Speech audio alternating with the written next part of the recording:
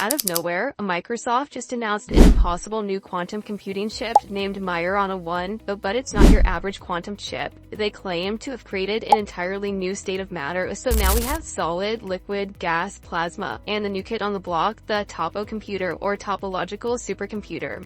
It is entirely a new state of matter. If it turns out not to be your typical Microsoft BS, and that's a big if, it could be a breakthrough on par with the transistor. The humble transistor allowed computers to scale up to millions of bits, and a topo computer could be the technology that allows us to scale up to millions of qubits. Without exaggeration, that would make computers billions of times faster than current tech, allowing us to do incredible things like develop new medicines, simulate entire worlds of AI girlfriends, and run Microsoft Windows updates in seconds instead of hours. In today's video, we'll look at the crazy science behind Microsoft's majorana 1 chip, and find out if it'll finally make quantum computers not suck so much. Things that ever happened to me in my entire life was when I upgraded from Windows XP to Windows Vista in 2007. It was a traumatizing experience, but it changed my life and got me to start using Linux. Today my PTSD was triggered when I saw that Microsoft was hyping up this new quantum chip, because as of today it's utterly useless for all practical purposes. However, it could be a significant breakthrough that gets us to quantum computers in years, not decades. According to CEO Satya Nadella, this announcement comes just weeks after Google announced its Willow chip, which itself is also useless, but made a significant breakthrough in error correction rates. What's interesting though is that the majorana 1 chip uses a fundamentally different architecture. It's based on the majorana fermion, which is a subatomic particle that's also its own antiparticle. Like an electron has a negative charge, and then it has an opposite partner called a positron, and when they meet, they annihilate each other. What's weird about the majorana particle though is that it's like a mirror image of itself. There's no positive or negative side, and that makes it resistant to decoherence, which is where things get really weird. Quantum computers rely on quantum properties like superposition and entanglement that allows qubits to represent the probability of multiple ones and zeros at the same time. But the problem is that qubits are extremely delicate and affected by their environment. Through a process called quantum decoherence, they gradually lose these cool properties and collapse to a regular classical state. It's like trying to get a choir to sing in perfect harmony in a war zone.